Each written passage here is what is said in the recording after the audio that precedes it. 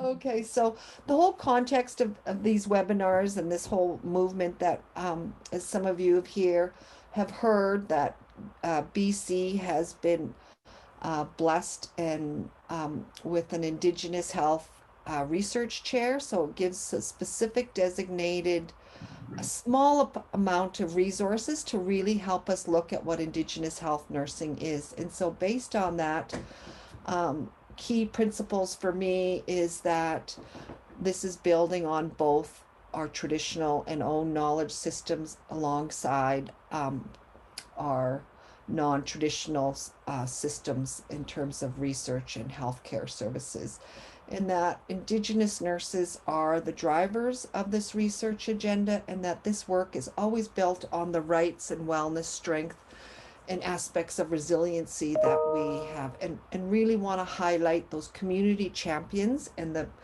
projects and the work that is happening already at the community level that sometimes is not given as much attention that it needs to in academia. So key to this role is I talked about the Grandmothers Council, and so we have four of them that have sort of overguide and saw the providing us guidance and overseeing this. And so my hope is to create these other elements of support. So to have sort of a research advisory team, really work with schools of nursing so that they can do the work to advance culturally safe, for lack of a better words, environments for students, and really building these communities of practice where our students could learn. And then really at the heart of this is supporting nurses to work, because the work that we do is for the people. And so there's something in this intergenerational mentorship that we are starting to look and co-create with communities. So if you do know anyone who's interested in furthering and joining any of these teams, that would be excellent.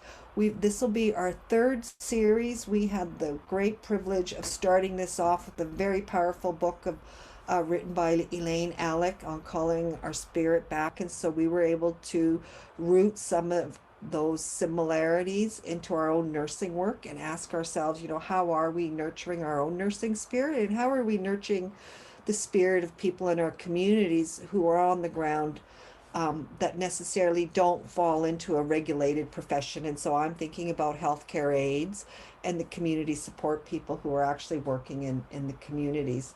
And then our second one was about revitalizing Indigenous nursing research. And so this idea of breaking down those borders between provinces and countries. And so we established a collaboration with Indigenous nursing leaders in the United States, New Zealand, and Australia. So we're working on um, developing some core ideas about what that would look like. And then today we land here to really talk about, now this is really going back now to our traditional and own ways of knowing and being in healthcare. And so with that, I want to welcome all of our guest speakers. I'm just so excited that you all participated in this, and I'll give a brief. And so most of you will have gotten this. It's that Lucy Barney has been a dear colleague of mine from way back, full of knowledge. I won't go through her bio specifically, and I think Lucy will do a little bit of talk. And what was important for us in this series is to really highlight who we are and where we come from, and situate all of this work, recognizing that this Indigenous health work has been going on for centuries. And with that, I am so pleased that we have Sage Thomas, who's doing this work. She's also a full-time student, and she's also a mother of two. And so the fact that she continues to do this work, just, I think, really speaks to her passion and commitment to really helping support women as they're transitioning through this motherhood phase and pregnancy stage. And then Evelyn Goodstriker, I've heard so much about you. I through education in my time at the U of A. And so I will let Jennifer introduce you. People will get a bit of a feel for your background. But again, we're very honored and privileged to have Evelyn Goodstriker. And then last but not least, Jennifer Leason is one of my colleagues that I've grown up with and learning to become a researcher. I don't know if I am a real researcher, but I'm becoming and finding out what that all looks like, right? And that's a big agenda sort of to follow. So with that, Lisa, you would you bet. be able to just press the little green button in your PowerPoint there? So there's been some requests in the chat to expand just to make it a bit bigger, because right now we're seeing it as it appears on your screen. Okay, so I will send these questions out via the chats because I don't want to take time away from our speakers. But that's pretty much what I wanted to share, is that kind of where we were. And I will, so the focus group discussions afterwards will really address those things. And then some of the presenters can't stay the whole time. But that's sort of where we landed on today. And I will stop sharing my screen now, and I will turn it over to our first speaker, Lucy, and I will show the whole screen of your PowerPoint, Lucy. So, do you want to take over now?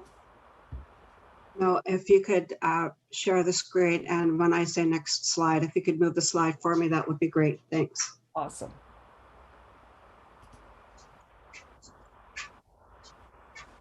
Oh, where did it go? Oh, sorry, I shared the screen before I started the PowerPoint before I shared the screen.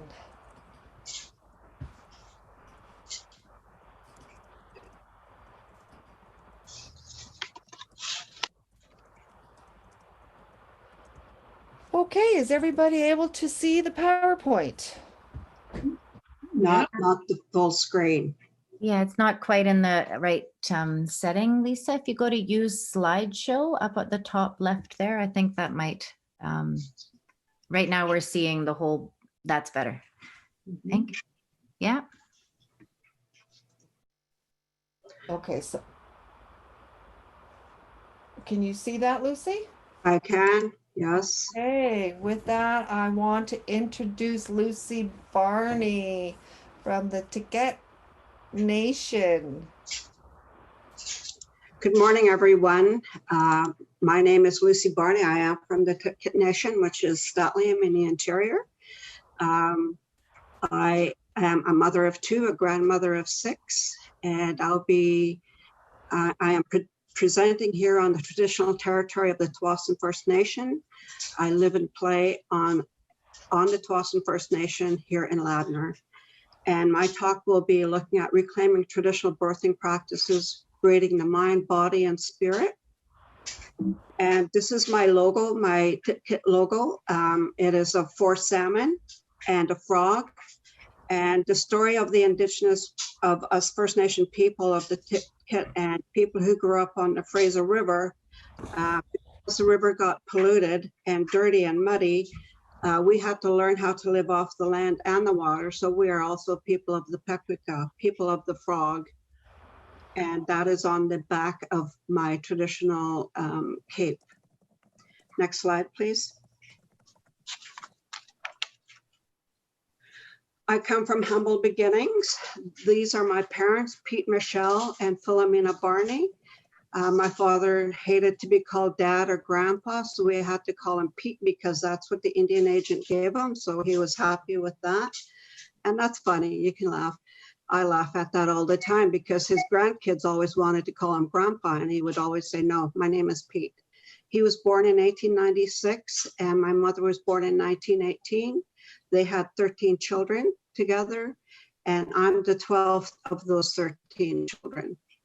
This is the house we grew up in. It is a little log cabin of which my father added on little rooms as more family members came. So we had a boys' room and a girls' room, a living room, which also comprised of my parents' bed. So that's how we lived, with our little wood stove to keep us warm. Thank you very much. We didn't have any electricity or running water, so we were taught that if we wanted anything in life, that we had to work hard and we had to work together for each of us to be able to enjoy everyday lives. I am an RN and completed my BSN at UVic and my Master's of Science in Nursing from the UBC School of Nursing. Thank you. Next slide.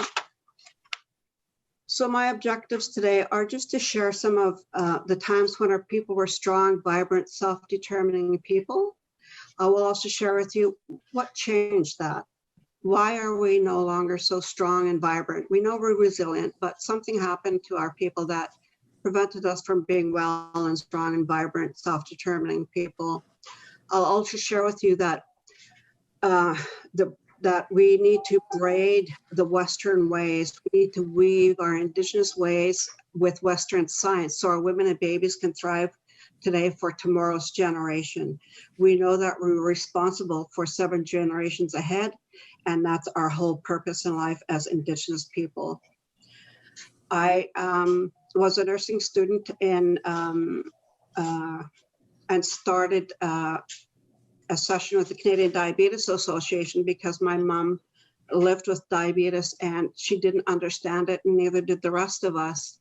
And as part of my nursing education, I made my way to the Indigenous Diabetes Conference, which was in Manitoba, and I met Kurt Flett, who had the diabetes logo. And I told him my mom's story and my family story, and I asked if it was okay if I could bead one of my traditional women capes with the logo. So those are fully beaded capes.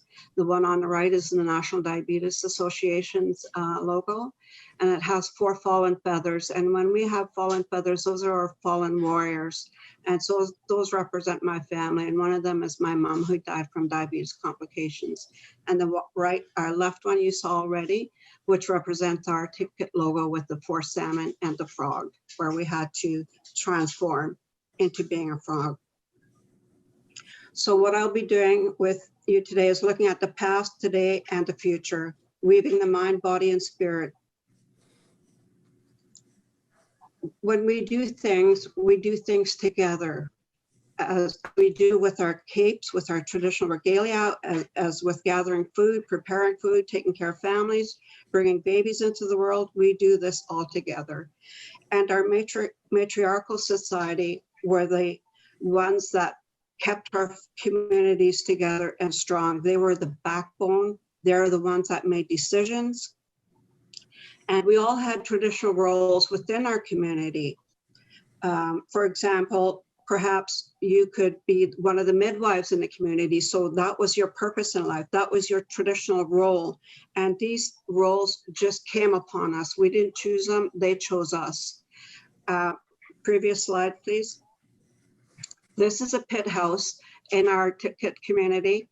And it also shares inside that we were a family and that we work together. And, you know, the amazing thing about Indigenous people's research is that in the summer, this kept us cool. In the winter, this kept us warm. So the thousands and thousands and generations of research that our people did so that we could live and thrive and be self-determining is absolutely amazing.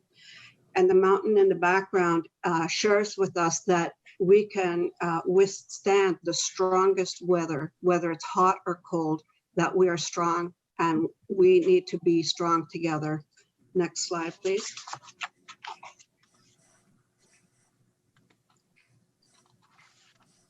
When I was in working at the Canadian Diabetes Association as a student, actually still nursing student, they called upon me to share with their national colleagues why Indigenous people do not comply with their regime. For example, eating from the 4 food groups, taking their insulin, doing physical activity, you know, buying membership to the gym,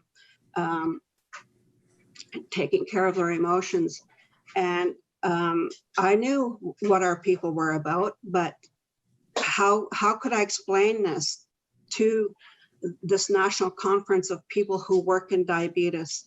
And so I asked them, what do you see Indigenous people experiencing today? And I asked them to write them down in these little stickies and then to share with them with me. And then I wrote those on these 3 streams of material I had on the wall.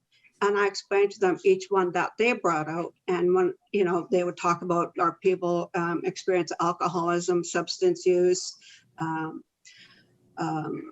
low self-esteem, overrepresented in diabetes, overrepresented in physical diseases like HIV, TB, heart disease, everything you could think of, our people are overrepresented.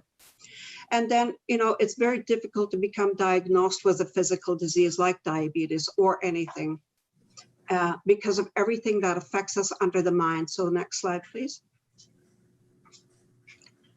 Next slide. Next slide. So as you can see, I created this Giver of Life braid as well to help people understand what our people are going through in being able to give life, in being able to grow up to be that matriarch, to be that mom, to be that aunt, to be that grandmother. A lot of our traditional ways were outlawed. For example, the feast house, the longhouse, you know, everything that supported us in being strong and being family oriented, community oriented, was outlawed. Therefore, we only had these two strands to live on, and therefore we developed a lot of physical diseases as a result because we were not in control of ourselves. So within this Giver of Life braid, I share that there's not the greatest access to prenatal care, perinatal care. A lot of our women develop gestational diabetes if they already don't have diabetes before they become pregnant. Increased BMI. A lot of our women are overrepresented in HIV. Last I heard was 35% of those newly diagnosed were Indigenous women. A lot of our babies die from SIDS, and a lot of our women give birth to babies with FASD, because when you're trying to survive in today's society as an Indigenous woman, you have so much things as barriers in your life. For example, addictions to alcohol, drugs, or cigarettes. And people talk about teen pregnancy as an unhealthy thing, yet 100 years ago, when you became a woman, that's when you got your first period, you were considered a woman. You were put through a ceremony called the coming of age ceremony or the rites of passage ceremony. You were learning, even as a young baby, what it is to be whether you're a girl or a boy, throughout your whole life. We didn't have preschool or kindergarten to start teaching and learning. When our women go and see a doctor, if they think they're pregnant, they become afraid, you know, they become institutionalized, and because of what happened to our people in residential school or the TB hospitals or any hospital. So there is a lot of history of trauma that our people experienced. Both sides of your eyes. There's a lot of family disruption because of the lack of our people having self-control of who we are as Indigenous people. Next slide, please. So this is one example that I got from Prince George at a conference in 2016 of a woman's struggle and her journey mapping. You could see that she went to the physician for a pregnancy test, had a checkup with the nurse, had some bleeding, called the ambulance, and went to the IHNS ER, checked her blood pressure, bleeding, was not stopping, sent upstairs to LDR, had the fetal heartbeat and monitor on, was sent home, still bleeding and in pain. And her journey goes on. But as you could see in the red circles, that the staff did not want to help me because I was Native. They thought I was doing drugs. So the stigma is there. One of the nurses asked me if I was high. I was scared, thought I was going to lose the baby. And, you know, this is where informed consent needs to occur. If you're caring for Indigenous women, share with that woman and family what is going on with her. Don't send her home without her knowing.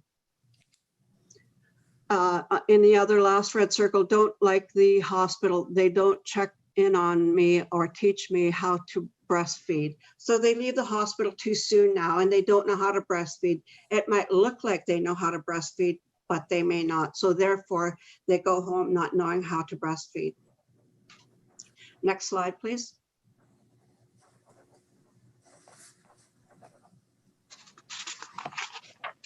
So who were our birth helpers in the past? They were our aunties, mothers, grandmothers, and our traditional midwives. As I said previously, we fell into our roles in life. We had our purpose and we did so well in our purpose in life. When we find it, today I see younger people having a hard time finding their purpose. It's so important that if they have a gift, to help them and encourage them to build on that gift they have, they will enjoy it. Midwifery is one of the oldest and most respected professions worldwide. And Senator Jean Kioki Cree reflected on the meaning of pregnancy and 3 levels of cultural care. Culture is so important to our people. It is what kept us strong. It kept us connected. It's that relationship that we need with our mom, baby, and family. She says self-care or care providers to the pregnant mother or baby, which included basic elements of well-being and good health, survival and growth. Infusion of cultural values, practices, and understanding into the child birthing process. It's so important to help that woman understand what is growing inside of her, the sacredness of being a woman, the sacredness of having the ability to bring life into the world. And reflects on the actualization of those cultural values through the child birthing process, the journey, the holistic family, interconnectedness, spiritual nature, and caring and sharing. And it was when our midwifery practices were outlawed, our midwives went underground. Now we're not sure, we have our doulas, which is great. We need to build more and encourage midwives. Next slide. So how can we incorporate today's healthcare providers to meet today's community needs? We need to weave in, we need to invite our Indigenous doulas and our Indigenous traditional midwives, who are our aunties, our grandmothers, our sisters and mothers, and provide some training. And while the regulated midwives can also support the mom and baby because they are the closest profession to Indigenous people's way of being and providing that holistic care. Midwifery in BC is gaining practice, which is awesome. And I'm so happy that there's so many doctors and nurses who are coming forward and wanting to learn the history of our people. And there's my typo, and becoming more understanding of why we need to braid the mind, body, and spirit in all aspects of care. Because when you're traumatized, and it's very difficult to get out of that situation of being traumatized, that encouragement, if you share with them, oh my goodness, you're doing good, you're walking, oh, you're eating well, that is awesome. Encourage them, keep encouraging them. So in your role, what are ways you would like to practice? What tools do you need as a healthcare provider? These are questions that are important to ask. Next slide, please. And I feel like I'm talking fast, so that's okay. Sometimes change is scary. Science is so science that they don't, that they are so stuck in their science mode, in their medical model mode, that it's difficult for them to change. We need to open those doors, because when our people practice our culture, our traditional practice, such as welcoming baby ceremonies, the birthing ceremony, welcoming the baby into the world with songs, the grandmother being the first to hold a baby, if that's your culture in your community, or someone else who is drumming in that baby, welcome that baby when the baby is born. That is awesome, because that is family support. When we practice our culture, there's less apprehension of our babies and less addiction, more self-esteem. Our people want to do better and do more. So we need to change our ways in the healthcare system as it is to be more welcoming of our Indigenous cultural practices and beliefs. Next slide, please. So when you braid the mind, body, and spirit, when you look at the science of the placenta and then braiding that placenta ceremony where our moms want to bring that placenta home because that has meaning to that mom and that baby and that family. It has great meaning. So share ways on how you can encourage and facilitate the mom and family to bring that placenta home. It's important to the community and to that family. When you braid the science of if an Indigenous woman has HIV, encourage them how to take care of themselves. I know there's some great programs happening now in BC that is incorporating spirituality and bringing in elders to share knowledge. That is awesome. We need to do more of this. We need to incorporate welcoming baby ceremonies into the birthing centers. We need to ensure that there's availability of care closer to home in any way possible. So when we start braiding, we start becoming stronger. We had our own medicines, and medicine doesn't mean an herb only. It also means our spirituality on what kept us strong, whether that was our longhouse, our pit house, or sweat lodge, but those kept us strong. Those are our traditional medicines, including food. Next slide, please. One of the work that has been done in the past is called Promising Practices in Maternal Child Health. And this was done by Deborah Schwartz with a committee who worked with her. And what she came up with in a report was that you need three things. You need the scientific literature and the evidence. Yes, we need this evidence base of science. Very important because the research is great there. We need our traditional ways and our cultural knowledge and teachings also as a promising practice. And our practice based on experience with families. We need all three of these. Then you can become a promising practice. Science calls it best practice, but we call it promising because we need to promise our families that we're going to be working together on these kinds of things. Next slide. So when you braid all three together, the mind, body, and spirit, you become very strong, very difficult to break. It's so important that we open that door wider to encourage spirituality, the practice of our beliefs and values into traditional care, because our matriarchs are there, they're waiting for us. The knowledge is there, it is within us. It is in our DNA to be able to do this. Next slide.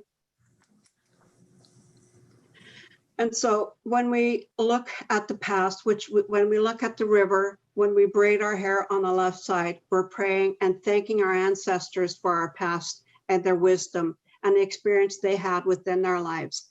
And we thank them for their strength.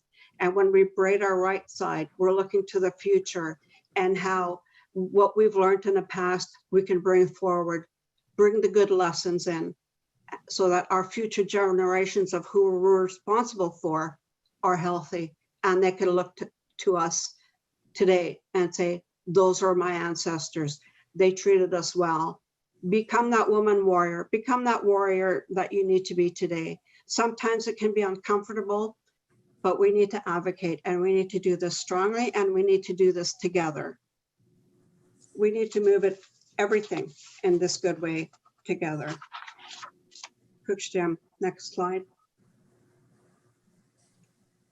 Thank you very much. And I'm hoping that I was able to share with you that the ways of the past, you know, the residential school system that took away our beliefs, values, and practices, prevented our women from being able to share what is within them, that questions that they would like to ask the doctors and nurses, help them to open up, encourage them that it's okay to ask any questions that they have and ask before they even leave, do you understand? So that they have that informed consent and carry on and bring that baby into the world in a good way. Thank you.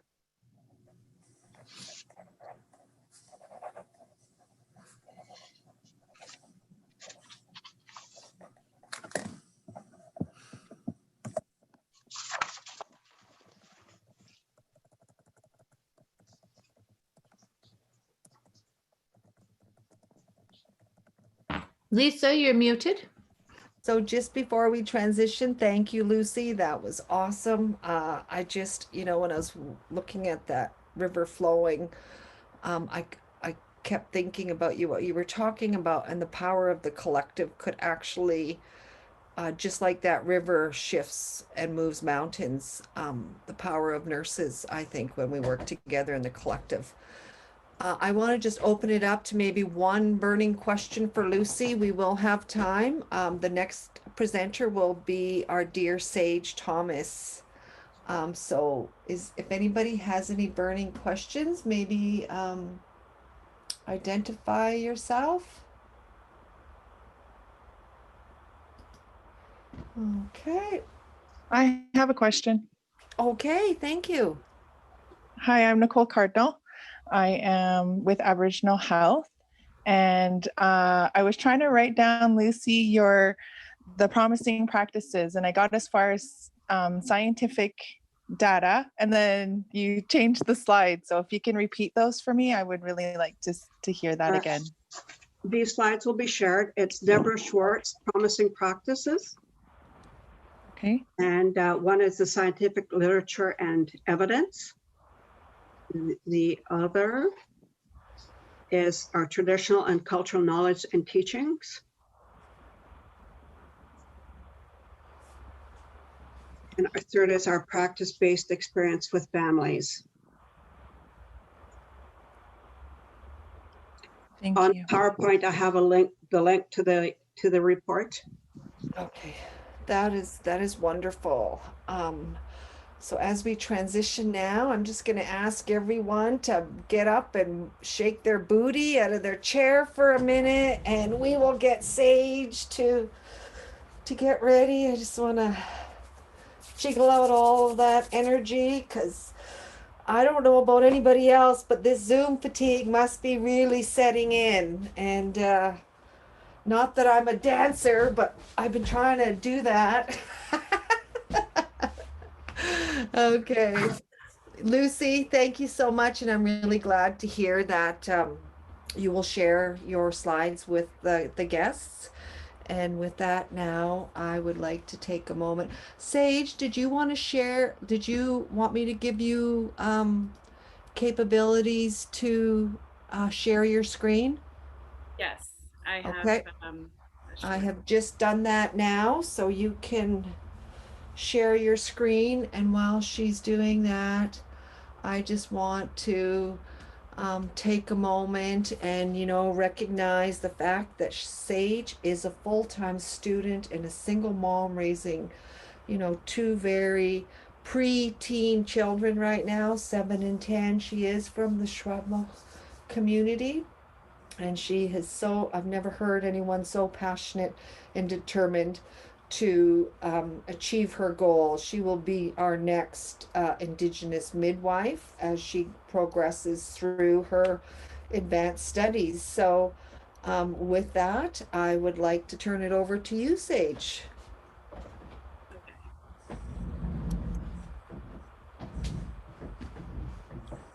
Can you see my slide? Yep. Okay. I haven't done this before, so. We can see it right now in the presenter view. So we see what's coming next in the. There you go. Perfect. Yeah. So why Kukwai Sage Thomas in Skukwest the Kamloops stage Sequatmic. Hello everyone. My name is Sage Thomas. I am from Kamloops, BC, from the Sequatmic Nation. Like Lisa mentioned, I am a mother to 2. I'm a full-time student. I'm an artist. I am aspiring midwife, so that's what I'm in university for right now, hoping to further my education into midwifery. I'm an Indigenous birth worker, and I'll talk more about that in my slide. You can hear me okay?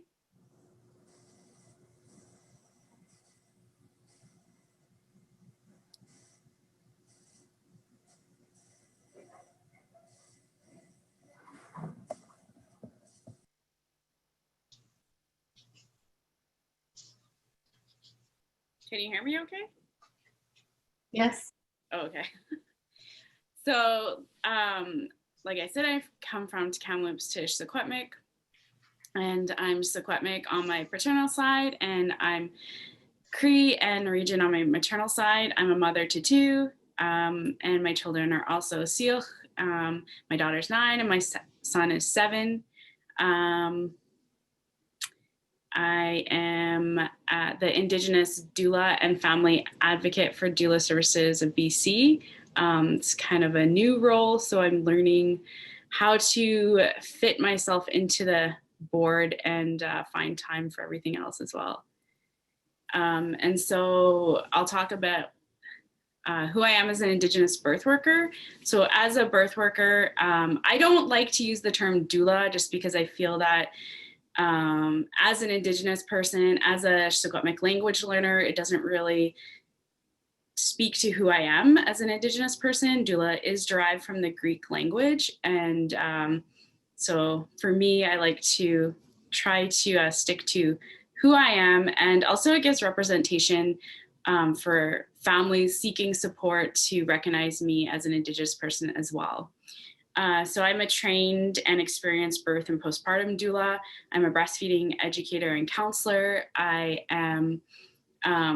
provide culturally safe and trauma-informed care, and I'm an advocate for families in the hospital or at home receiving any type of maternal health care. I find, especially working with Indigenous families, they do need that advocacy work, whether that is in the hospital, making sure that they're being treated fairly, but also so that oftentimes like families don't know what to ask or how to ask for help or like a better explanation from the care provider. And then as it states in my slide here, that I also provide full spectrum support, which means that I can provide support to families who are experiencing a miscarriage, who choose to have an abortion or adoption.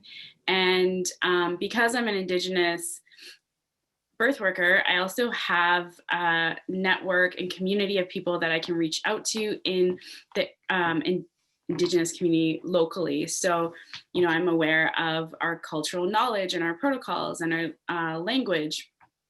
And I have elders that I can reach out to, or I'm aware of the medicines locally or how to utilize the medicines in a birth or pregnancy or after. And I can also share the teachings locally to families that I support. And so my story, I'll share a little bit about my story. Sorry, my cat is just trying to bug me right now. So I've always had an interest in healthcare and working with children and babies. So when I was in high school, I wanted to be a doctor. And so I took all my sciences. I volunteered at the hospital as a candy striper.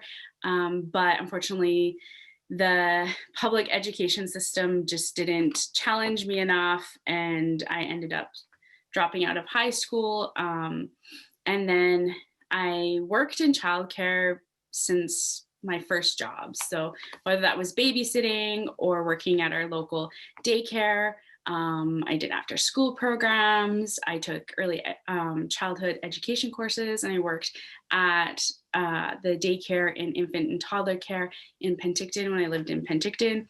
And then when I moved back home to Kamloops, I worked at the daycare here in our community as well. And so having that background and that interest, always kind of wanting to work in healthcare, but also wanting to work with children, I learned about midwives with my own birth experience. So I was a young Indigenous mom at 23 when I had my first baby and my first pregnancy. And at first I didn't have midwives. I was in the care of a white male physician, and I had a family member. Sorry, excuse me, I have to let my cat out.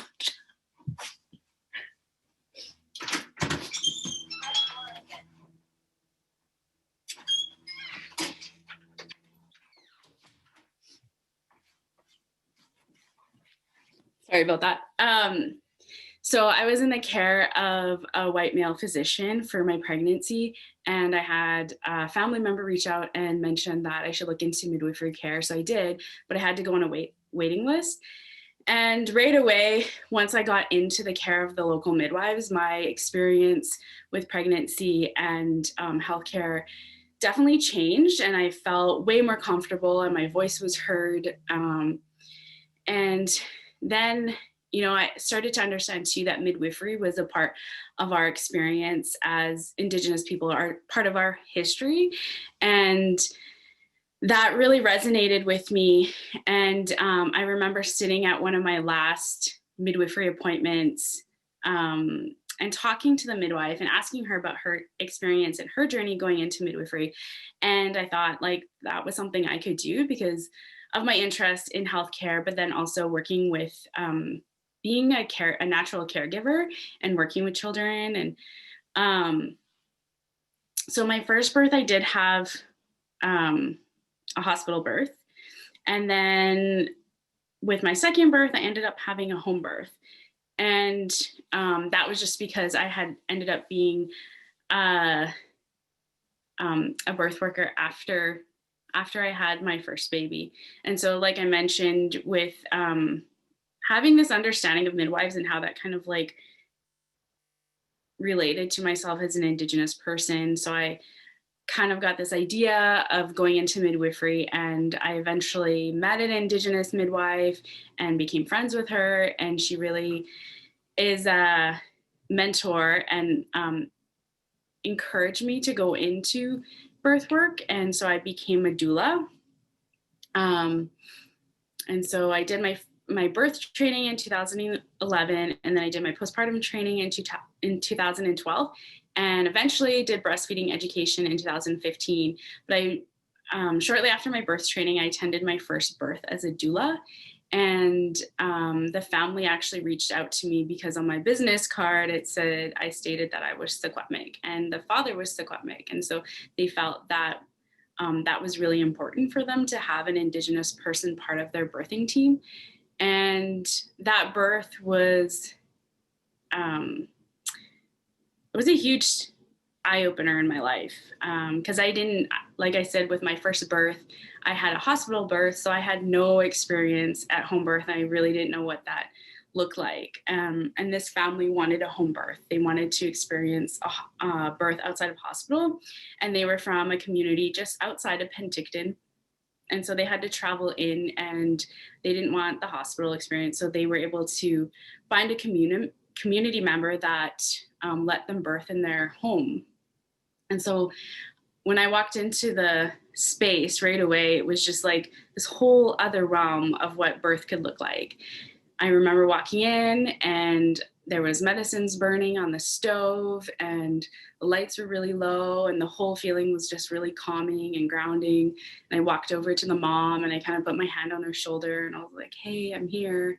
And she just instantly had this like feeling of relief, and looked at me and was just like, oh, somebody I can relate to and I know and I trust is here to support me. And then they wanted a lot of culture into their birth experience. And so they had, the dad was singing when the baby was born. They only wanted the language spoken to. They wanted the least amount of medical intervention.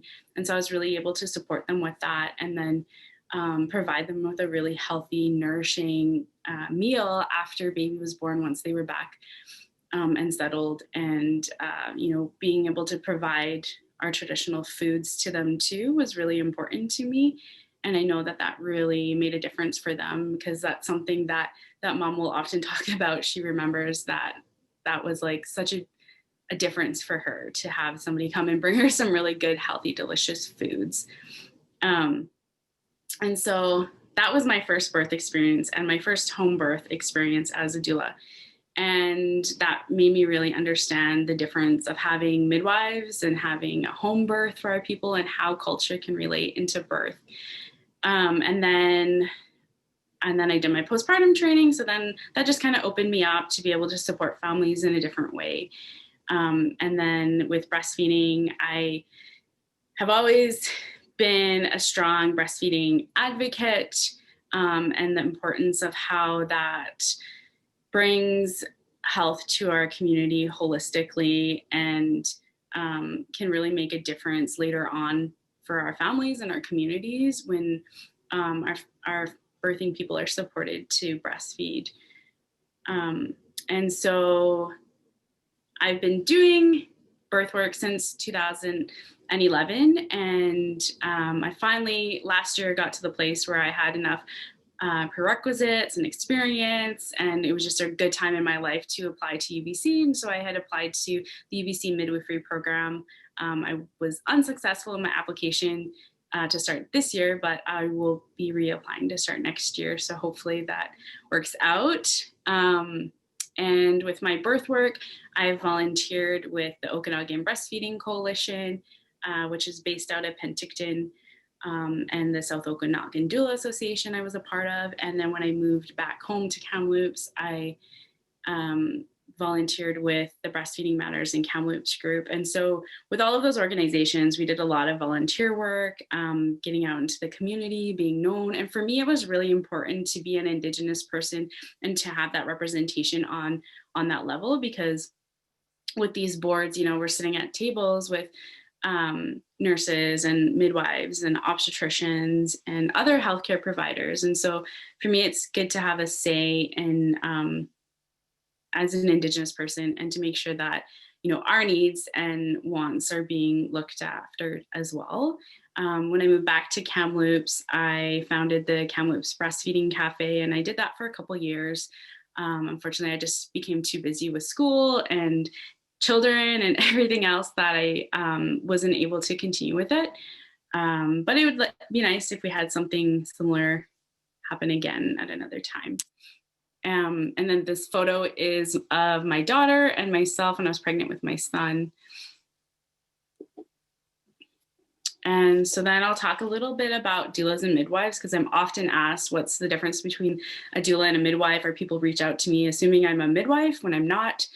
I'm a doula. So a doula is are trained to support birthing families emotionally and physically through pregnancy and birth, meaning that we provide support from the waist up, and we can provide pregnancy education, labor support and comfort measures. I navigate partners or family to support the birthing folks at the hospital or at home birth, or if there's a home birth, I'm able to come in and help set up the space for birthing. I advocate in hospital, which means that, and like I mentioned before, I'm making sure that the families are aware of kind of what's going on, encouraging them to ask their medical professional or care providers questions, and I can assist with breastfeeding. And so a midwife is a professional healthcare provider more closely related to a doctor, and they provide medical care. And so they provide all the care from the waist down. They do things like blood pressure, fetal monitoring, blood work, prescriptions, vaginal checks, etc. And they specialize in low risk pregnancy. And then if they're supporting somebody who is more high risk, then they're going to consult with an obstetrician, a pediatrician, or whoever else they need to. And they are trained to deliver babies at the hospital or at home. And for me as a doula, I support families at hospital or at home, or no matter what type of care provider they have, whether they have a physician, an obstetrician, or a midwife. And this picture is of our midwife, Evelyn George, who's an Indigenous midwife in BC. I was fortunate to have her as my midwife when I had my son in Penticton. And so it was really nice. We had a home birth and my daughter was there. And if anyone's ever heard me talk about my birth story with my son, it was a really beautiful experience. And it was nice that my daughter already had an established relationship with Evelyn. So it wasn't a strange person coming into our home and helping me, or, you know, mom and dad were going away to have a baby in the hospital. It was Auntie Ev's coming over and she's going to help mommy have the baby. And so it was a really nice, calm and intimate experience that we were able to have. And here, some of the barriers for Indigenous birth workers. So there's a lot of barriers that happen for us, and I'll just touch on a little bit of what we experience. So first off, in order to become a birth worker, whether that is going in to become a midwife or a doula, oftentimes there's not enough funding to be trained or educated. And because it's such a specialized field, especially with becoming a doula, with midwifery, because it's through university, it's easier to find funding for that. But even that, I find it's not as known as, say, going into nursing. So for me, I find that there's a lot of scholarships or whatever for nursing or other healthcare professionals, but not specific to midwifery. And so for myself, becoming trained as a doula, with my birth training, I paid for it myself. And then I was able to advocate to get funding for my postpartum training and my breastfeeding education training.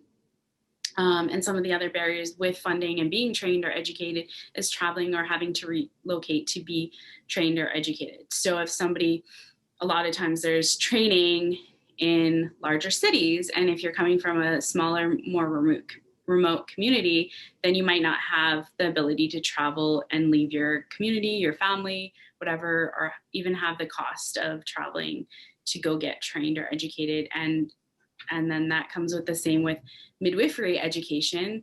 Although we want to see more educated Indigenous midwives, it's hard to, like in BC, we only have UBC as the option for becoming educated as a midwife. And so then you have to travel to Vancouver, which is very expensive to do, or you have to leave your home community. And if you have children, you don't always want to uproot them and move them to a new city, where you also don't have the same community or family support.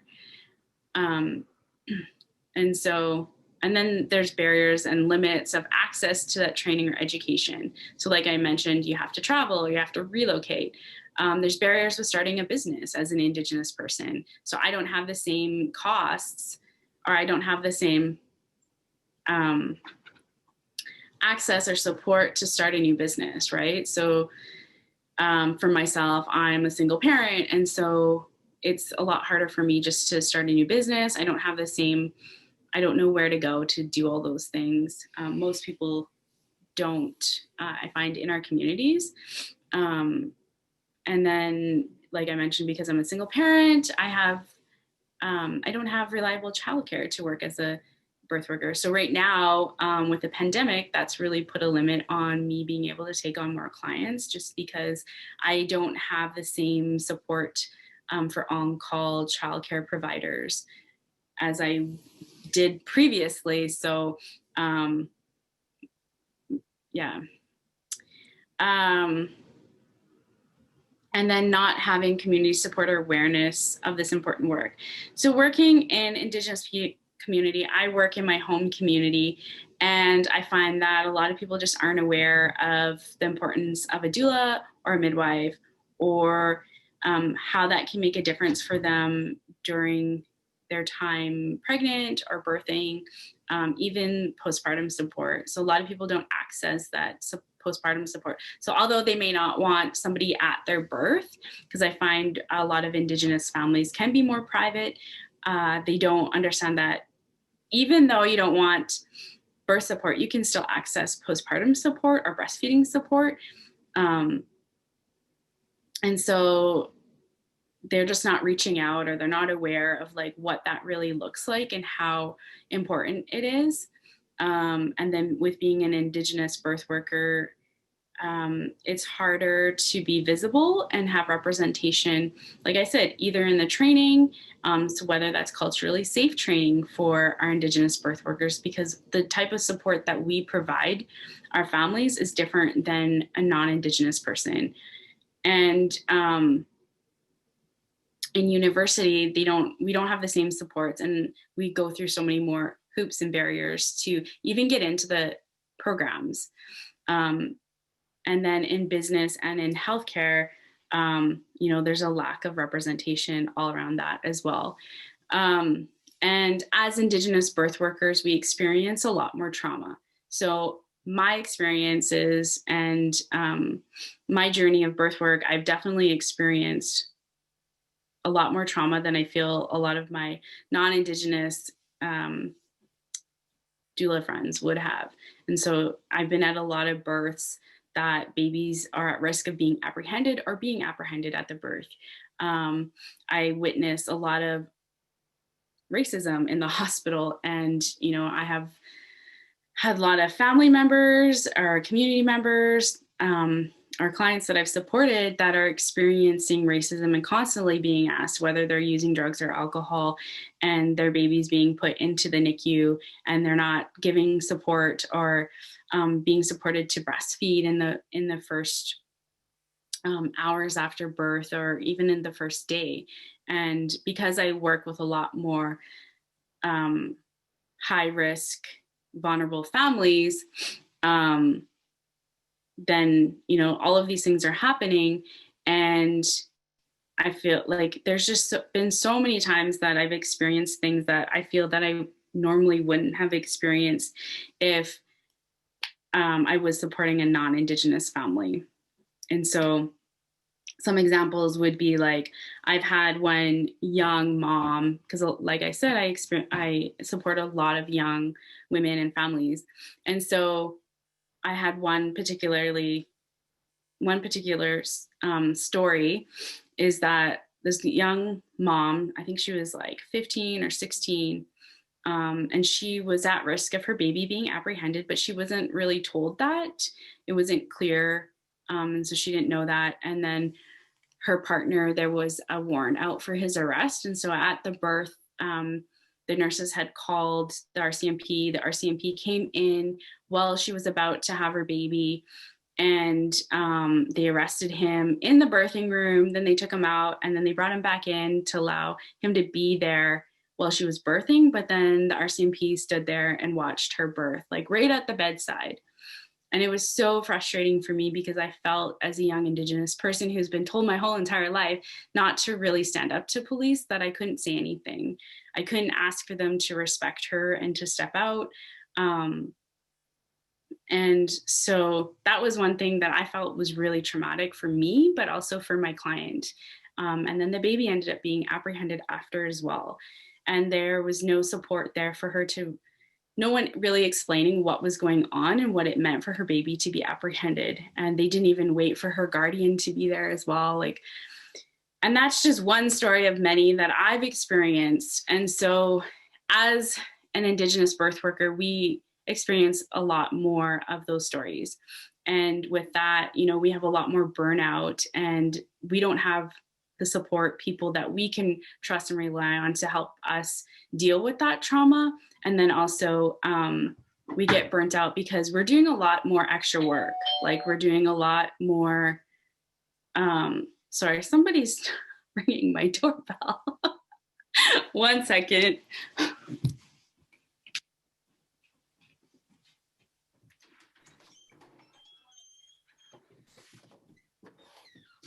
The beauty of zooming out of our homes. Thanks, Sage.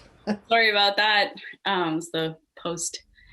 Yeah, so we have a lot more burnout just because, like I said, we're being stretched thin in a lot of ways. Like we don't have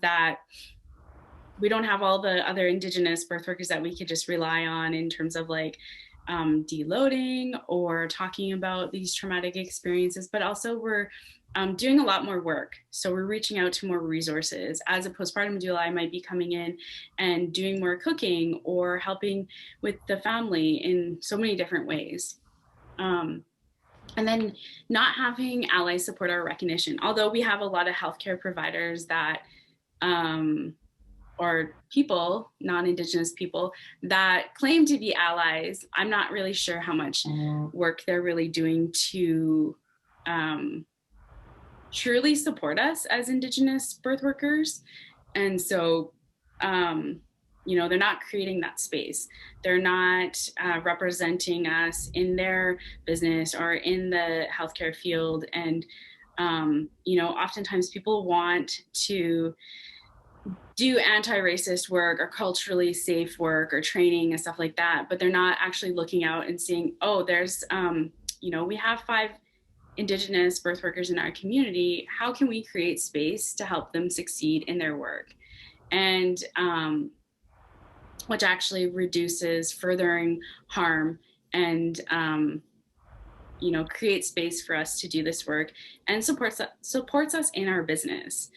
Because as Indigenous people, as Indigenous women, oftentimes we make a lot less money than non-Indigenous women, right? And so by having that ally support and recognition, that creates, it's creating connections for us too. And I think that we can build more connections all around by having more allyship to support us and create space for this work that we do. Oh. And so that can kind of lead into, why does representation matter? So oftentimes I am asked, why does it matter? And I've been told that by a non-Indigenous support worker I was trying to support a young Indigenous birthing person. They actually told me, well, why does it matter for them to have an Indigenous doula? Like, why does that matter? And for me, it like I mentioned, it's reducing the harm that's been put onto us as Indigenous people historically. It's helping us work towards ending birth evacuations. And many people aren't aware of what birth evacuations mean. And so here in BC and all across Canada, we have families that have to birth outside of their communities. So here in Kamloops, we have many surrounding communities, Indigenous people that have to travel into Kamloops to birth. And so that can be up to 2 to 3 hours from their community. Sometimes they're alone. They have to stay in a hospital because if they're high risk, not in the hospital, sorry, in a hotel. If they're high risk, then they might have to stay in a hotel up to a month by themselves because there's no funding for them to have a support person. Maybe they're a single parent. And then they have no funding for food and stuff like that. And so for them to have an Indigenous doula, I can reach out to my community and look for ways on how I can support them while they're, away from their home community and by themselves. And so by working towards ending birth evacuations, we need to be supporting our Indigenous birth workers, but educating our birth workers. So we need more birth workers in the smaller communities, whether that's midwives or doulas. And then, supporting birth workers, it's revitalizing our ways of knowing and being from our historically normal societal ways. As Indigenous people, we're community people. So we often have this huge community that we rely on and, support us to raise our families. As an Indigenous birth worker, I'm knowledgeable in culture and language and songs and medicines and those protocols that are known when we use our medicines or when we're singing. I have, the network of elders that I can look out to and call upon when we might need that type of support. And as an Indigenous birth worker, I'm a visible community member in the Indigenous community. And I often have a family or friend connection with some of the families that I work with. And so and through Indian country, so like I can travel anywhere in Canada, and oftentimes we have some sort of connection with somebody I meet who's also Indigenous or First Nations. And I do a lot of my work through referrals. So oftentimes people give out my information to somebody because it's a cousin or an auntie or a niece or whoever. And so that's where I build my clientele. And even though like sometimes I have public health nurses that have given out my information to some of the young women that they work with. And so then I'll meet with these birthing families, and oftentimes I know, their auntie or their cousin or their grandma or somebody, or maybe we're a distant relative. And so that's the difference between having an Indigenous birth worker supporting you versus a non-Indigenous support worker or birth person supporting you. And then, like I mentioned before, we are trauma informed and we have firsthand knowledge of the hardships and the societal ways of Indigenous communities and how they work, and an understanding of our family relationships. So I understand that at most of the births that I'm going to, there's going to be grandmas, and there's going to be great aunties, and there's going to be aunties, and there's going to be cousins involved. And sometimes there's going to be uncles coming and going, or dads coming and going. And, you know, we have all these different community and family relations. And so I firsthand have that knowledge and that experience of how our communities work as Indigenous people. And so, like I said too, we can, you know, I can be seen as an auntie or a cousin or a friend. And so for me to be visibly seen as an Indigenous birth worker, I can walk into the room and be relatable. So I'm not the strange person that they don't know. And they also, I know walking into a room and sometimes you're the only Indigenous person, it can be really scary and intimidating. And so for me to be able to walk in and have that relatability, I think is really important for Indigenous families. And so then I'll talk a little bit about the BC Aboriginal Friendship Society Doula Grant Program, because oftentimes people don't know about it. And I think it's a really good thing that we have here in BC, because it's not all over Canada. But here we have a grant that offers $1,000 to cover the cost of doula support for any Indigenous birthing family. And so that can mean they are self-identified, they are status, non-status, Métis, Inuit, and it can be the birthing person or the partner that is Indigenous, and they could live on or off reserve. And this grant provides pregnancy support, pregnancy education or prenatal education, birth and labor support, postpartum support, breastfeeding support. And recently they opened it up to full spectrum support, meaning that it also can support somebody that's experiencing a miscarriage, abortion, or adoption. And then there's also extra travel funding for doulas that have to travel out of their community, or have to, like I mentioned, with the birth evacuations, with families having to come into Kamloops to give birth. So that would give the opportunity, if I had to travel elsewhere, to go support that family, whether that's during birth or postpartum, or well, pregnancy, birth, and postpartum.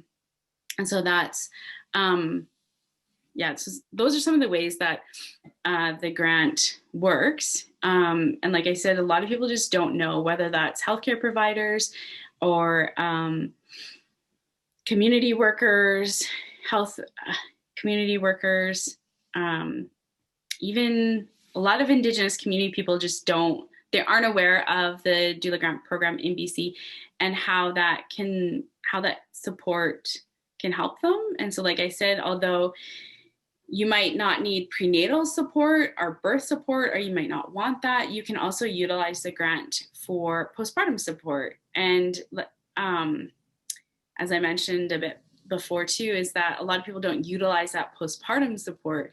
So although somebody might not want somebody at their birth because they already have a lot of people there, they can utilize the grant for just the postpartum and breastfeeding support. And I think that's really vital in helping our families transition from not having children into the journey of motherhood. And, you know, there goes a whole lot of support with that as well. And yeah.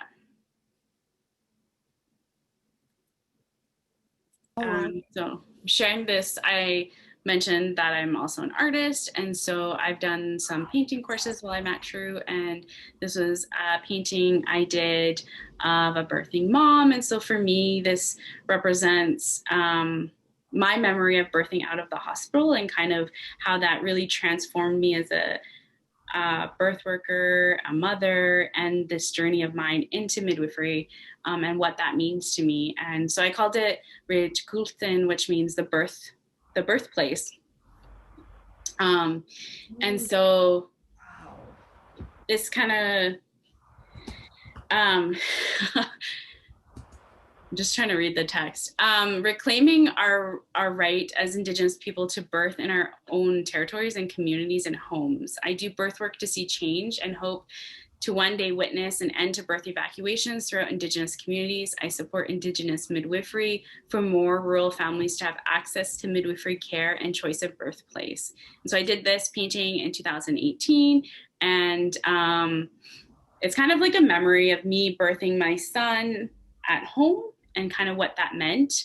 And so I have, I remember the sun coming up over the mountains, and he was born on the Penticton Reserve, which was in his great grandparents' house, which was one of the first houses built in that community.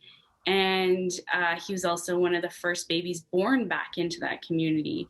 And since then, there's been a lot more families there that have had babies born with midwives and babies born at home on the reserve as well. And then by me sharing my story and my passion for birth work and midwifery, I've had a lot of community members and friends I know that have utilized midwives and have had home births. And so by sharing my experience and my story, it's just kind of rippled, this new wave of revitalizing our birthing. Wow. And then that's pretty much it. So this is a picture of me supporting a client.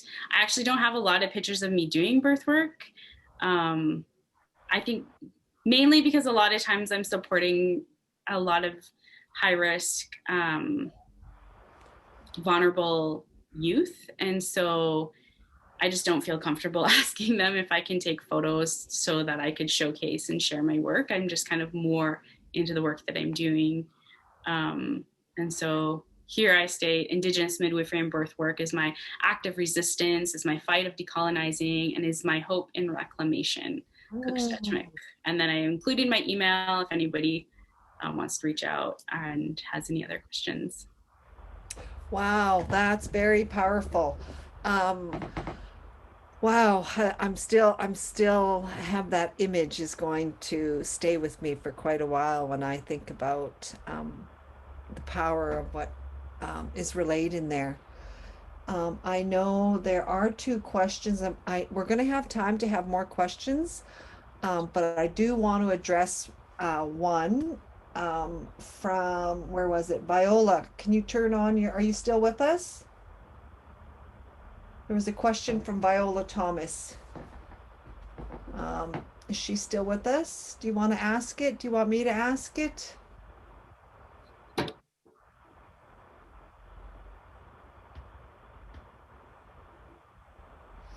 Okay, Viola, I don't see you coming on. So the question was from Viola Thomas is, how can BC Aboriginal Health Authority foster greater traditional health ways as being part of the current healthcare system?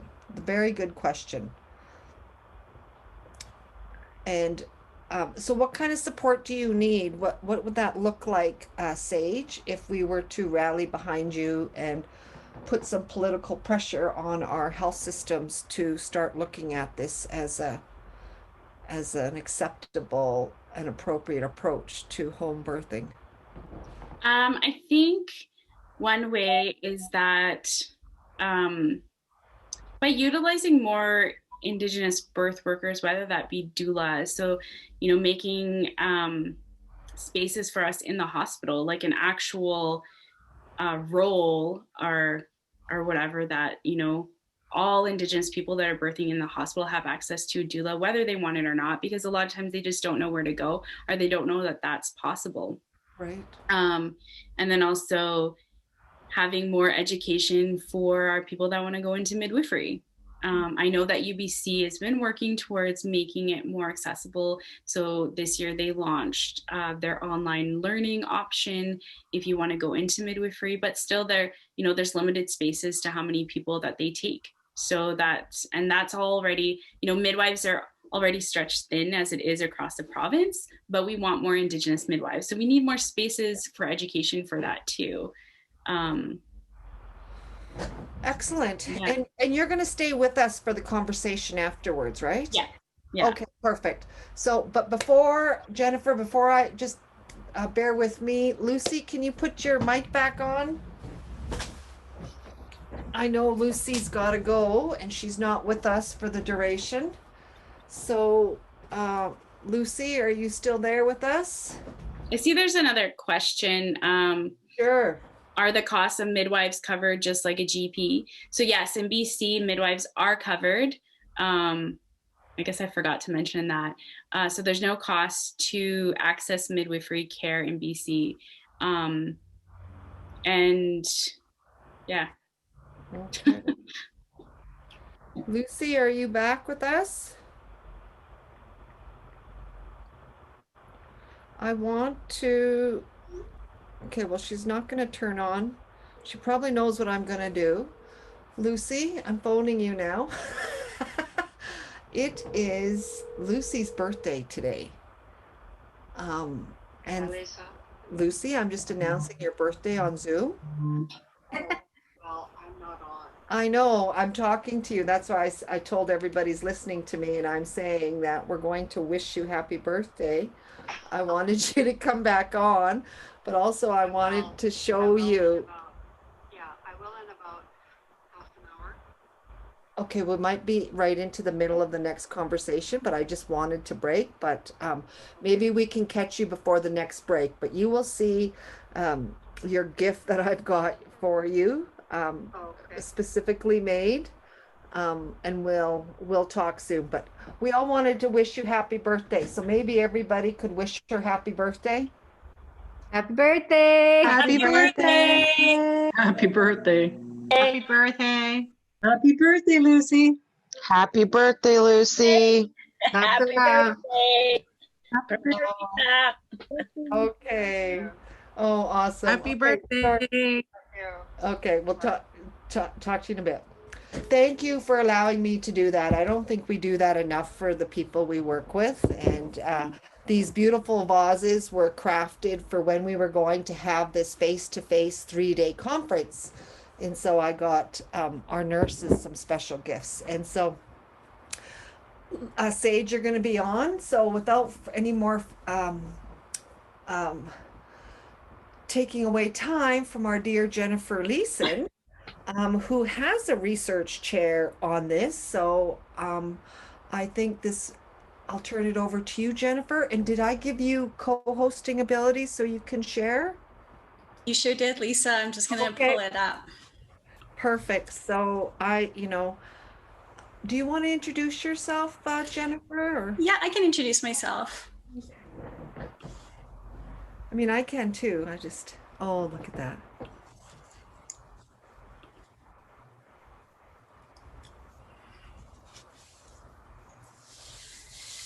So it's such an honor today. I just want to say, Sage, you're a tough act to follow. So I'm going to do my best. I'm going to introduce myself in Anishinaabe.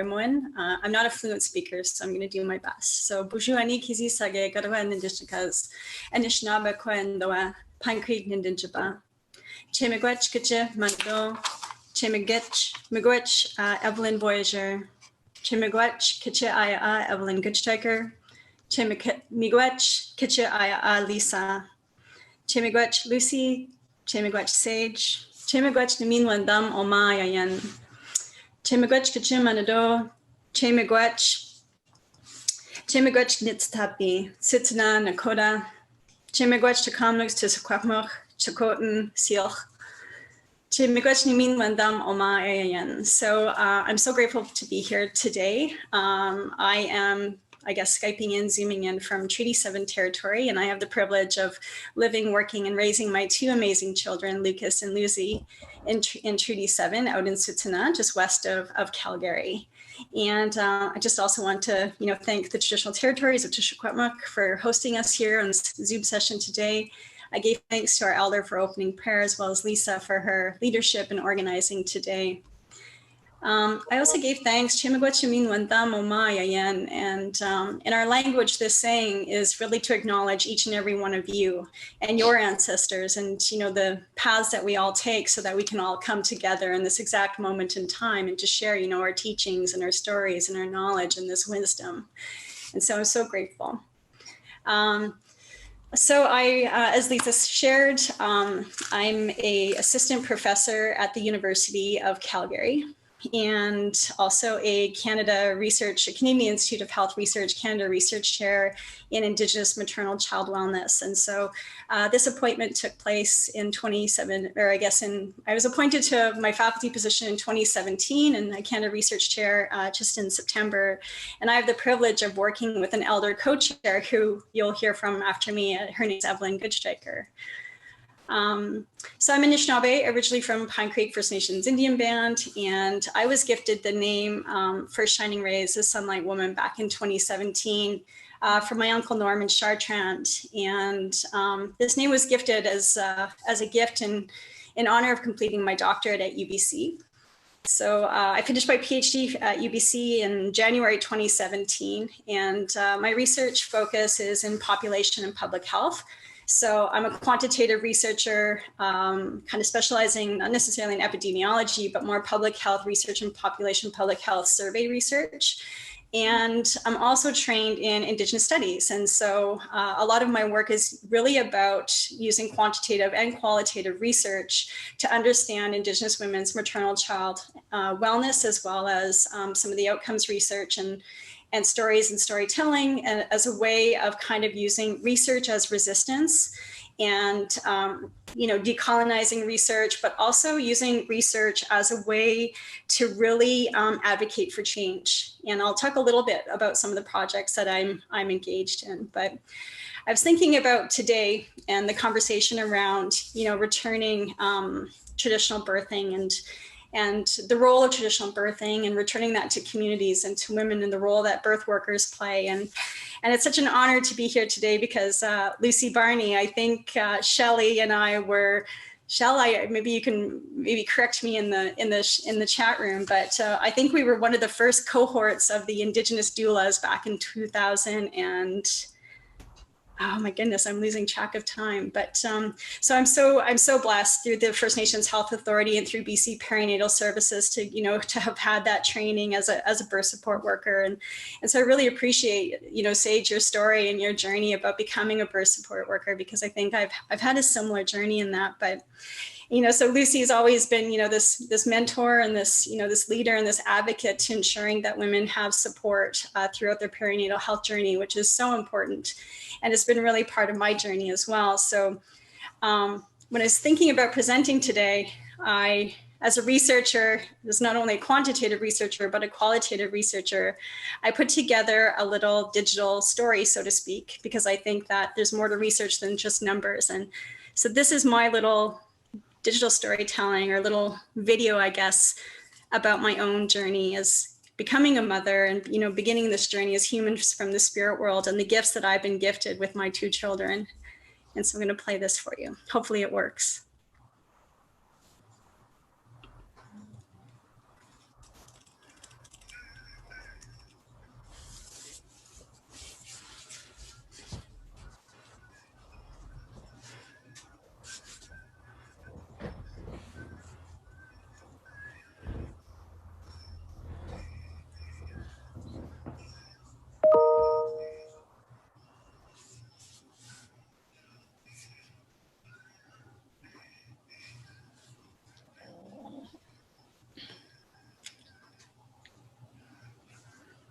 Beautiful. We can see the video, but we can't quite hear.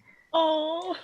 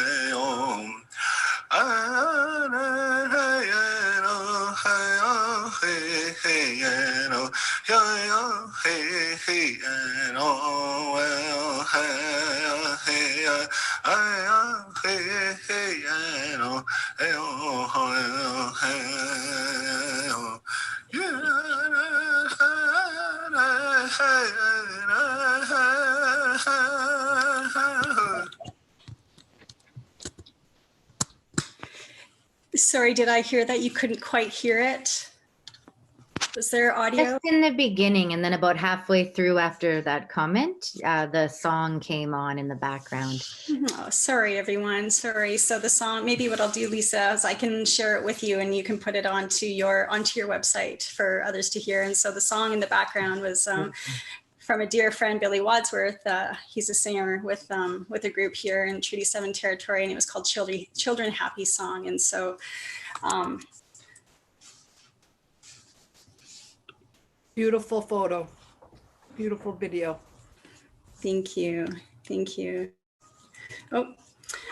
So as I shared, my role in this is a little bit different, as an Indigenous health researcher. And I've been really fortunate to be mentored, Indigenous health research, kind of thinking about decolonizing research and making sure that, research not only makes sense in our communities, but how we can use research as a tool for advocacy and advancing certain topics and issues across this country. And so most of my research projects in population and public health, but I do focus in maternal child health disparities and understanding and accessing the different data sets and databases that are housed and pulling out some of the health outcomes and indicators within our communities to making sure that we're capturing, what's happening. And so, we all know that our Indigenous population is one of the youngest and fastest growing segments of the Canadian population, with over 30% who are 14 years of age. And so when we think about that coming of age and this kind of growing population, how important it is to really think about sexual health as well as reproductive health for our next generations to come, and supporting, this kind of age of fertility, so to speak. But what some of the research is indicating, as Lucy kind of spoke to earlier, is that we have significant health gaps. So when we're looking at our Indigenous and non-Indigenous populations, there's gaps in preterm birth, small as well as large for gestational age, depending on communities and context. Higher rates of stillbirth, infant death, neonatal and postnatal death rates, including sudden infant death syndrome. And I think some of the research done in BC has been quite significant. But unfortunately, unfortunately, and I know this is kind of research talk, is that unfortunately what's happening is that we're kind of aggregating our First Nations, Métis, Inuit into this larger Indigenous kind of aggregated population. And what we're really looking for is how do we have disaggregated information for First Nations, Métis, and Inuit within their geographical context. And so that's some of the barriers that we're coming up against in some of the research that we're doing. And then the other piece of it, as you're seeing, is that a lot of population and public health research is really deficit based, right? So it's only looking at, these deficits of, I hate to say it, but it's putting women under the microscope. And, there's this beautiful quote by, it's in Decolonized Research Methodologies by Linda Twy-Smith, and it's a Amari elder, her name is Marita Mita. And Marita Mita said, we have a history of putting Indigenous peoples under the microscope, much like a scientist looking at an insect, whereby the one doing the looking is giving themselves the power to define. And for too long, Indigenous peoples have been put under this research microscope. And what I love about what I do is that I'm not putting Indigenous peoples and specifically women under that microscope.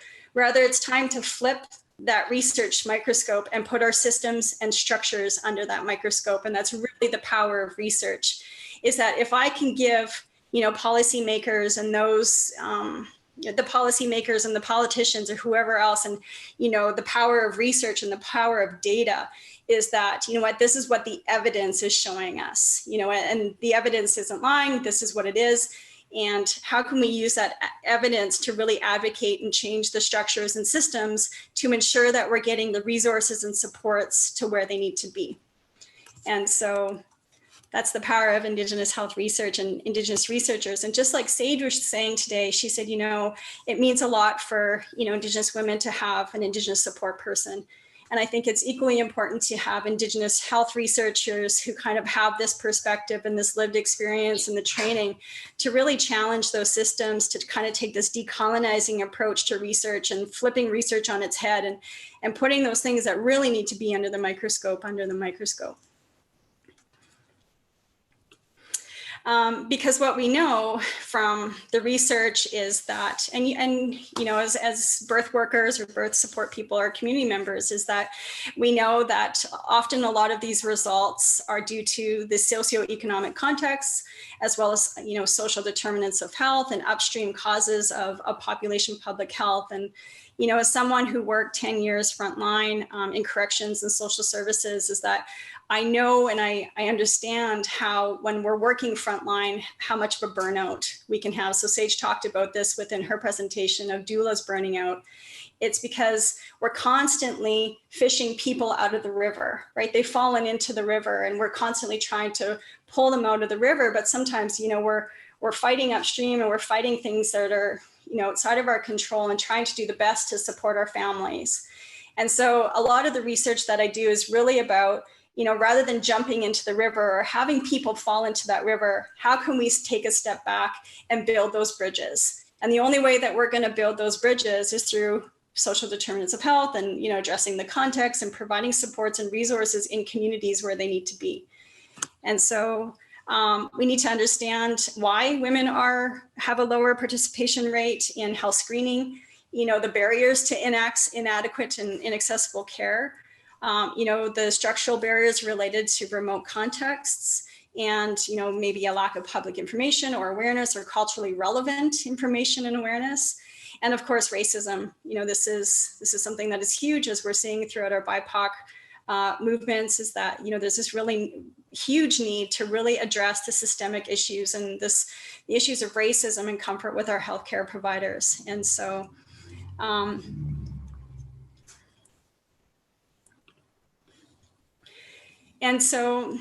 you know, the power, when I think about, you know, the role of research or why I do the research that I do is, you know, as I shared, is just, you know, addressing those social determinants of health and, you know, ensuring that we're tackling racism, discrimination, and not just tackling it in like kind of superficial ways, but really creating systemic change, because we know that there's a delay of avoidance. You know, I was just thinking about Lucy Barney's Pathways presentation, where she was showing, you know, how these kind of child apprehension and child welfare services, you know, kind of coming into different points, and what does that do for women?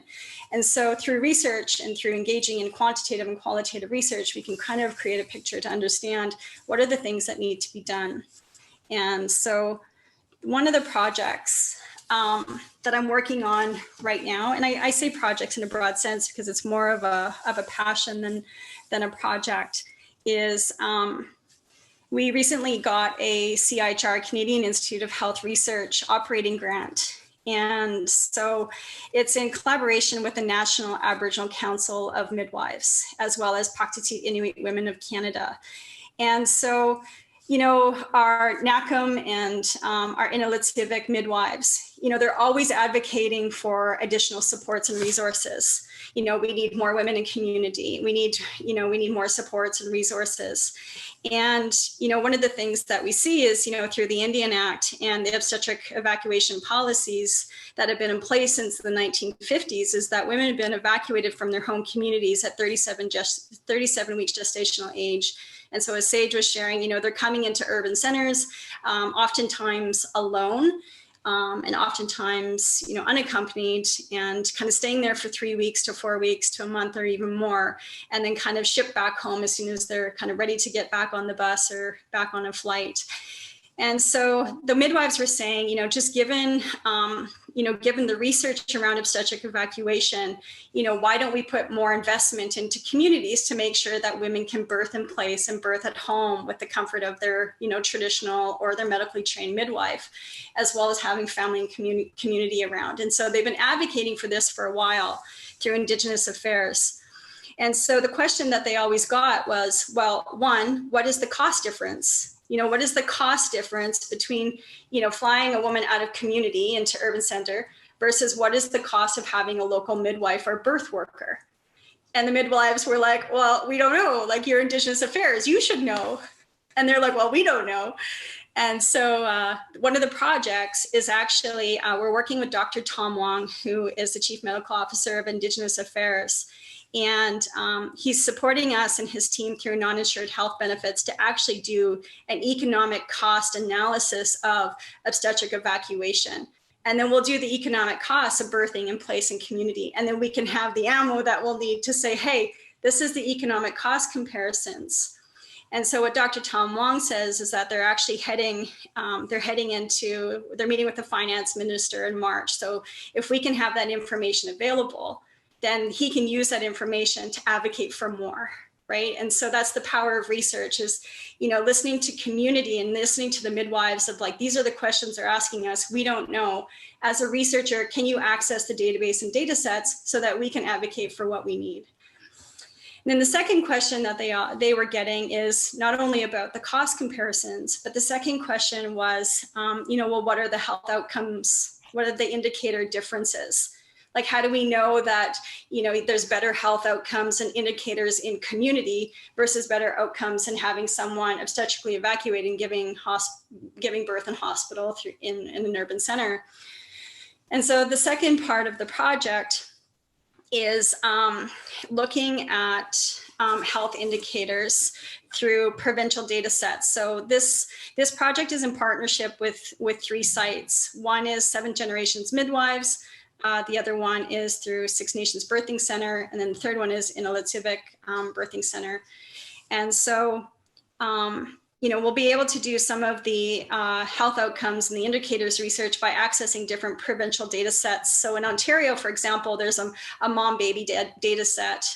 There's also it's called BORN, so Birth Outcomes Registry Network, and then through the discharge abstract databases. And so, there's different barriers and things with data and understanding data and data linking and identification of Indigenous women in those data sets. But that's something that we're trying to work through to make sure that we can, give good, reliable information. But the other piece of that is that, as you know, is health outcomes isn't just about this biomedical clinical outcomes. As we heard in Lucy's presentation, she talked about the physical, emotional, and spiritual aspect of wellness and weaving that together. And what we're hearing from the midwives and from our community members is that, health outcomes just can't be those kind of biomedical clinical outcomes. Rather, we need to look at the role of birth workers and our midwives and the holistic care that they provide, because, they're giving supports and links to food or housing, or, ensuring that mom and baby, baby isn't apprehended. So we're looking at child welfare rates. And the other piece of it is like connection to culture and the role that culture plays. And so these indicators, in typical population public health research is that that's not what they're looking at. So we need to tell them those aren't just the indicators. This is what wellness means to our families and communities. And we need to kind of increase those indicators so that they're meaningful and they're culturally and contextually relevant. But the third part of the project, which is really exciting, is, in our oral traditions, in our differing, we're all very unique and diverse, but within those oral traditions, it's about storytelling.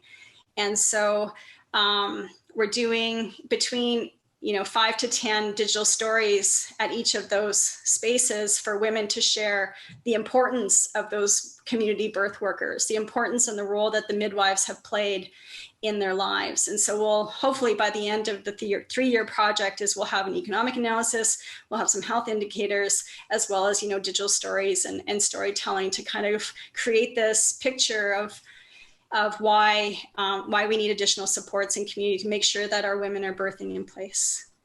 So that's why I do what I do, and the research that I do. I think that, if we can have evidence as ammo, and we can use that evidence in a good way to advocate for our communities and the things that our women need. So like Sage, I am a bit of an artist. And I love to paint. So these are two pieces that I the one on the right with the baby, I think I did about 2 years ago. And the title of the painting is called Lucy. And so Lucy is my second born. And Shelley, who's on the call today, was actually my Indigenous doula. And so I just want to send some love out to her. And so if I could ask everyone, humor me, to touch their belly buttons. Touch your belly button. And when you touch your belly button, who was your belly button connected to? Your mama. And if your mom touches her belly button, where was her belly button? Who was her belly button connected to? Your grandmother. And your grandmother's belly button was connected to her grandmother, and her grandmother's belly button was connected to her grandmother, and the grandmothers and the grandmothers and the grandmothers. And I always have to, unfortunately, my mom passed away just shortly, a year after Lucy was born. And so every time I miss her, every time I'm thinking about, the power of Indigenous matriarchal wisdom, I touch my belly button, because it's this connection not only to my mother and my grandmothers and all of those mothers before us, but that when we touch our belly buttons, and if we follow those lines, all of those belly buttons lead to our first mother, which was Mother Earth. And so the water represents, Mother Earth, and the leaves and the vine represent, life. And the sacredness of that and the power of that as women. And as Lucy shared, a lot of this has been disrupted. And that's why returning to traditional birthing practices, or to that traditional matriarchal power and wisdom is so important for our women. And that those teachings, the teachings of Grandmother Moon, the teachings of women as water carriers, or the teachings of blueberries, for example, in my culture has been huge. And so I was sharing with a friend just the other day, I used to go blueberry picking with my grandmother and her sisters, and we would be out in the forest, whatever, picking blueberries. And I didn't realize, in spending time with those women in my life picking berries, how significant it was in that kind of passage of, not only culture and traditions and storytelling and the language, but that those blueberries, there's blueberry tea, there's blueberry ceremonies, there was blueberry pie, there's everything centered around, the ceremonies of this blueberry and blueberries. And that blueberries are actually symbolic, as you can see in the painting on the left. So blueberries are really symbolic of our ovum and the seeds of creation. And that as women and water carriers, we also carry these seeds, and so do men, these seeds of creation. And that through those seeds of creation, sprouts life and this new beginning and our family tree to continue on. And the 7 hummingbirds actually represent the 7 generations and the responsibility to those next 7 generations. And so the reason why I share this is because, sometimes in academia, we can get caught up in, the research and the statistics and everything else. And I strongly believe that, it's equally important, as Lucy was saying, to have this Indigenous, this non-Indigenous kind of Western ways of knowing, okay, yeah, I need to be able to talk that language in order to advocate. But at the same time, I think it's equally, if not more important, to be grounded in this traditional knowledge that really kind of goes deep and infuses this matriarchal power and wisdom. And so I am so grateful to be grounded and to have so many amazing, teachers and knowledge keepers who keep me grounded and who share these teachings as a reminder to make sure that we're resurging and we're revitalizing, these ways of knowing and being, because they're so powerful and they're so important, and they're so important in reclaiming these identities, to ensuring that, that we're stronger, that our women are stronger, that our families and communities are stronger. And I'm really happy because we have a beautiful knowledge keeper, a Lakota knowledge keeper here, who has been, I'm not going to get emotional. I always cry when I'm around Evelyn.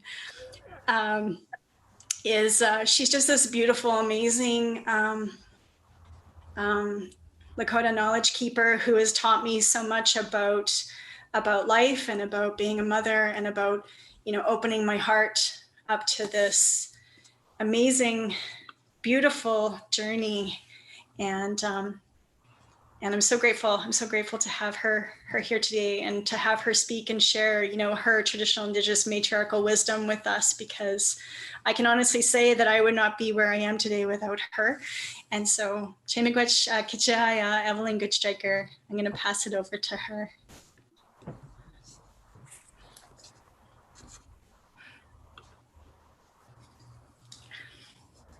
Hello, Can hear you.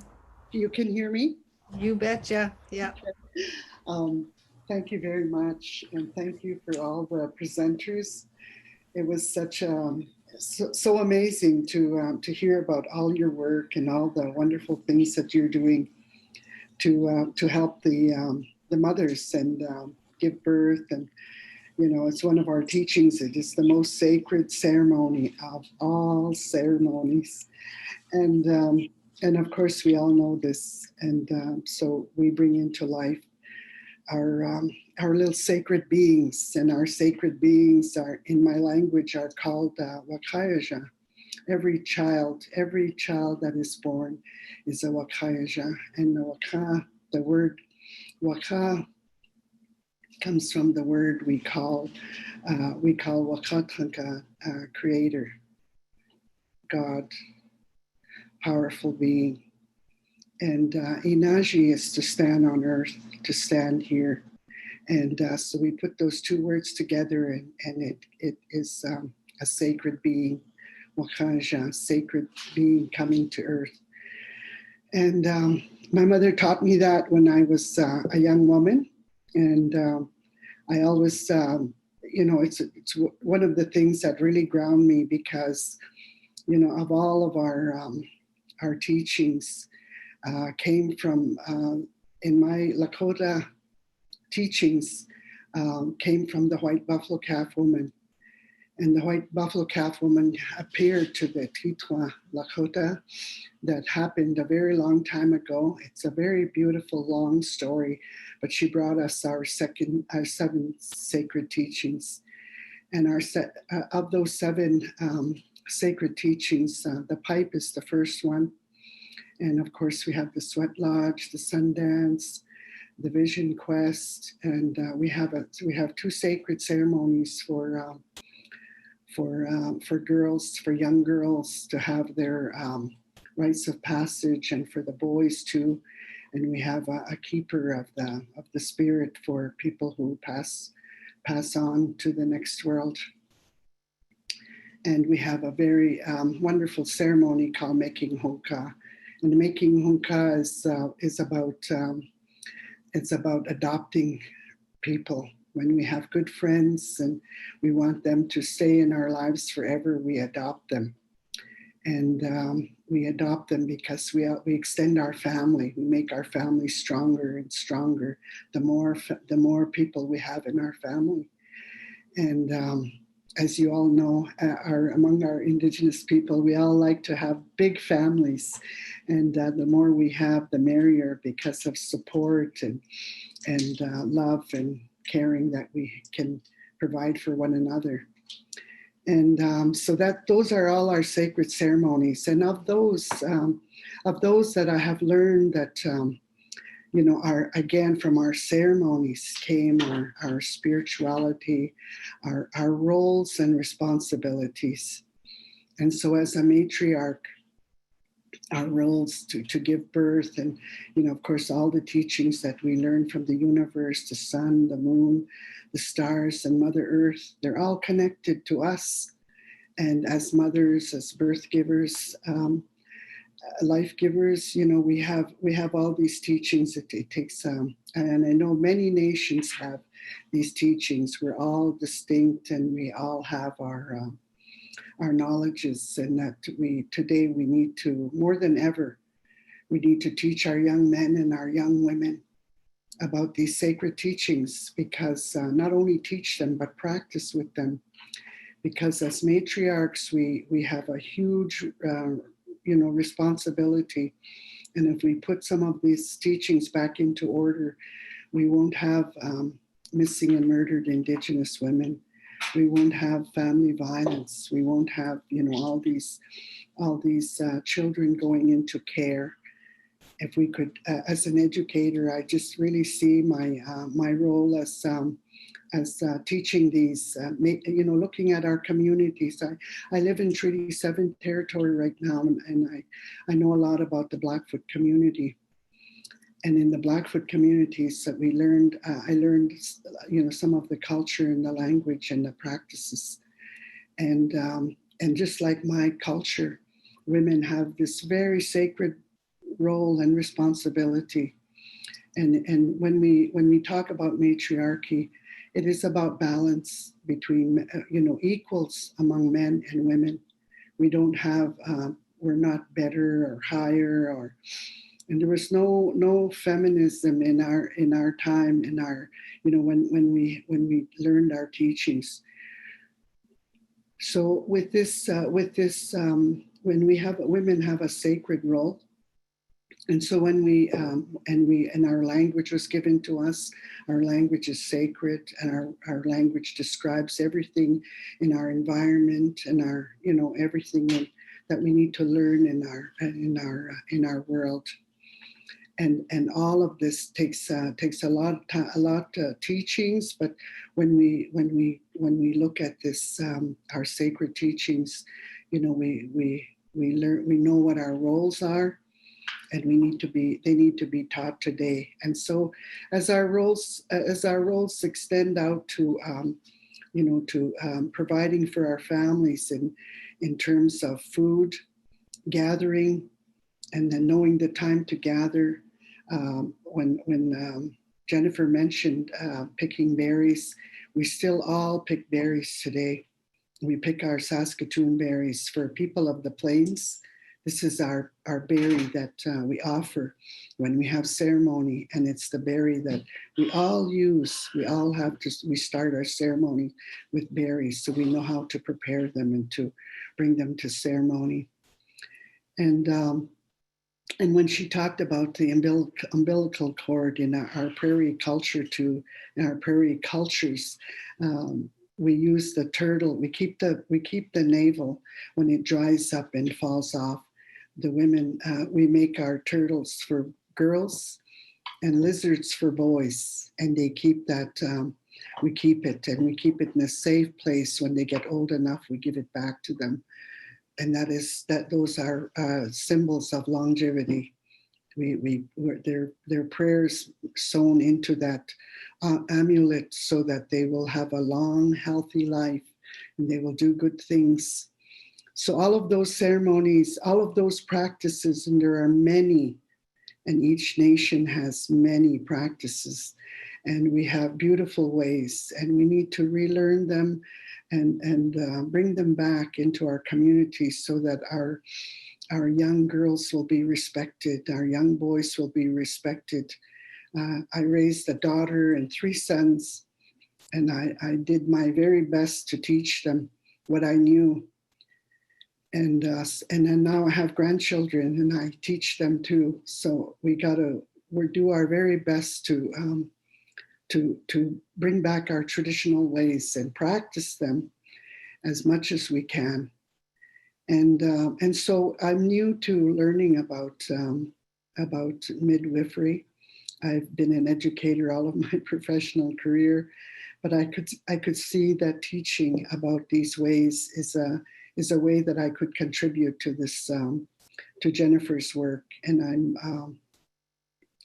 I'm very grateful and honored to work with her and to offer what little I know, and that I could see, since we've had our meetings, there are many organizations and people, especially Indigenous people and our allies, and some non-Indigenous people, all helping to work toward, creating better health outcomes for our Indigenous people.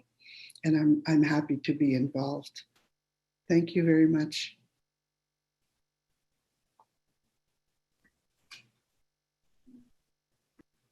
I got so much going on in my brain. I just put in my in the message that I think I'm having this embodied reaction of these memories that you've all reawakened. I think about the birth, my own birth, two sets of twins. I know I fought for a reason. I know I got booted out for a reason. And the only reason I know that is because of those teachings, of those old teachings. And I sit here and I lit the smudge because it just all, you guys just took me down somewhere I need to reflect on. Such powerful work. You know, Jennifer, one thing that struck out to me, what you said is, as researchers now, it's not my job to do this groundwork that all these beautiful people are already doing.